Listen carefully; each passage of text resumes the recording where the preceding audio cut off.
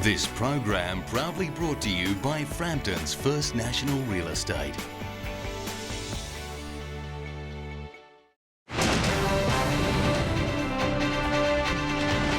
Tonight, police seized computers and documents in a raid on a business accused of rorting territory taxpayers. Stranded in Bali, the AirAsia passengers stuck at the airport for more than 40 hours. A scathing parody divides opinion as survivors plan a visit to Cardinal Pell.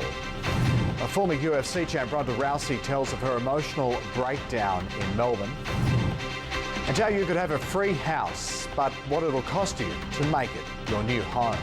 This is 9 News with Jonathan Uptin. Good evening. Police have raided a travel agency in Katherine they believe could have ripped off the government's pensioner travel scheme. A total of 5 Northern Territory companies in Darwin, Katherine and Alice Springs are being investigated. After months of investigations, police pounced today. 10 detectives and computer forensic experts raiding the Katherine business this morning.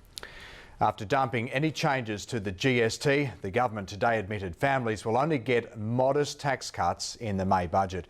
Treasurer Scott Morrison warning new spending will be controlled and the road back to surplus will be long.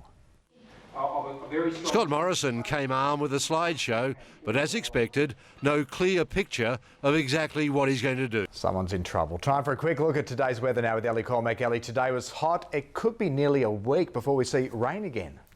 Yes, Jono, the forecast for the next few days does not look much better than what we experienced today, which was particularly unpleasant if you were in the rural area where it reached 37 degrees. The humidity was right up there too across the top end, not falling below 50% in most areas, barely below 60 in Darwin.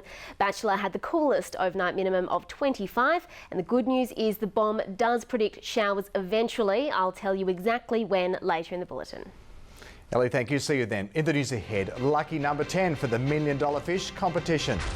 Also, the cancer treatment with a dramatic rate of success. And Eels legend Peter Sterling tells us why Kieran Foran could break the club's curse.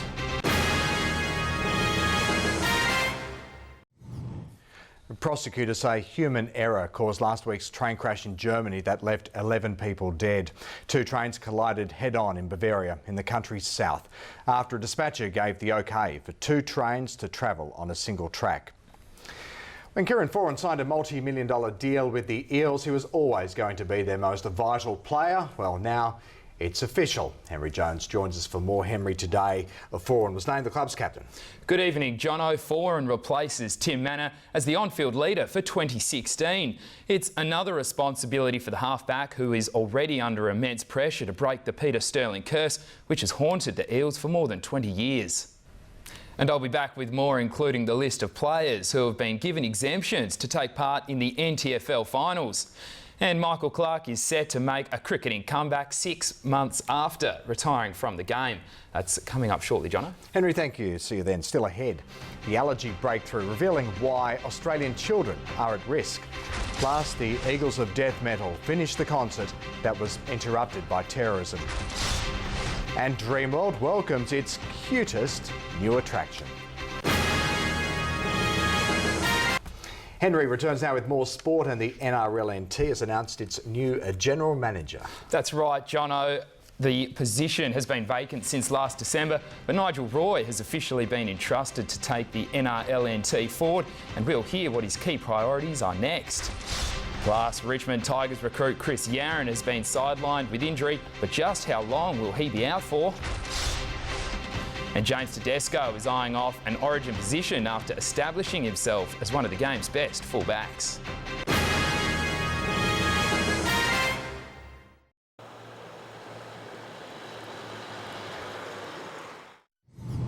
Southern District's tilt at the NTFL Premiership gathered momentum this afternoon, with Dean Staunton and Richard Tamberling given exemptions to play in the finals despite not playing the required 5 games to qualify.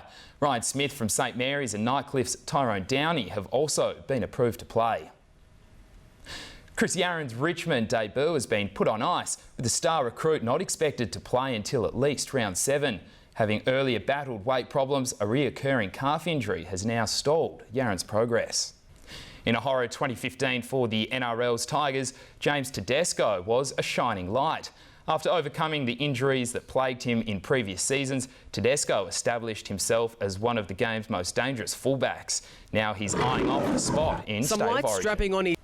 Mitchell Marsh admits he has some work to do with the bat if he wants to keep his spot in Australia's Test 11. At the top level, you've got to be performing and contributing in a big way to keep your spot. So that's been a little bit hard, but I guess that's international cricket. Australia will take on the Black Caps in the second and final test in Christchurch on Saturday.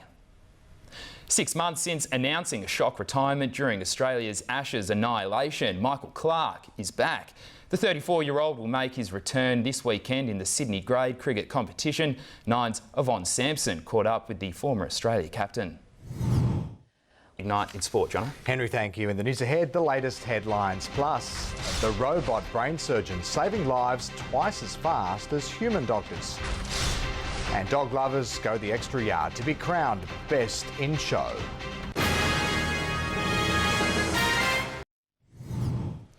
Now to our top stories. Territory Police have raided a travel agency in Katherine as they continue investigating businesses they believe could have ripped off the government's pensioner travel scheme.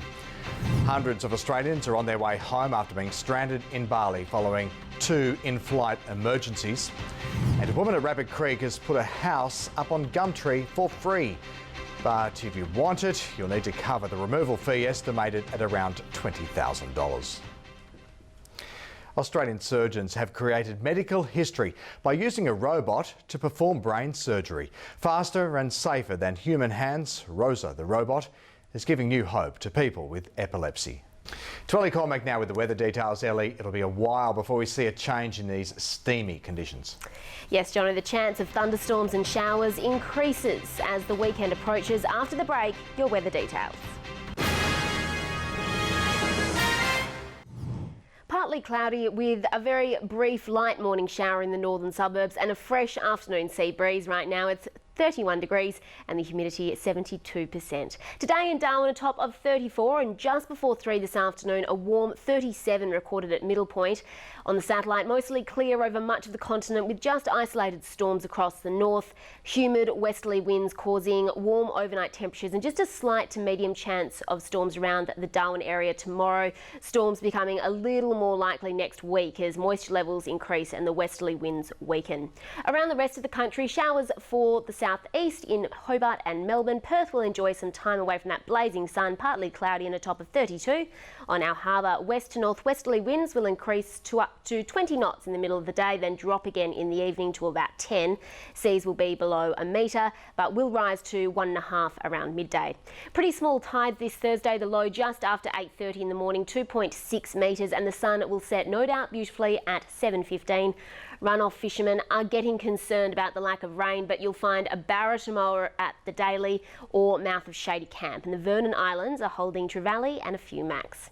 To our catch of the day, straight to the kitchen for a huge feed of fresh jewfish. This is Deb Ison's son-in-law Luke, who's obviously impressed the right people with his recent efforts. Not only are they happily impressed, so are we. Deb has won tonight's prize for entering our promotion with her email to newsphotos@9.com.au. Tomorrow, another warm day with little chance of rain, 35 Palmerston, while it should reach 34 in the city.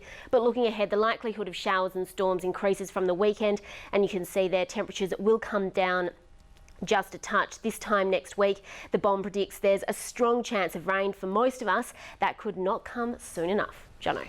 Elly, thank you. And of course, we must say a big farewell. This is Elly's last night with us, off to our sister station down in Perth. So Elly, on behalf of all of your colleagues and I'm sure all our audience as well, the very best of luck. Thank you. Let's go on to petrol prices, and according to the AANT, the Woolworths, Caltex at Casuarina and Coolangatta are the cheapest. However, it's still cheaper to fill up more than 300 kilometres inland in Katherine. And diesel, the Virginia store is the best place to fill up, 116.5 cents per litre there. In Sydney, though, the lowest is still well under the $1 mark. And that's 9 News this Wednesday. I'm Jonathan Uptin. From all of us here, good night.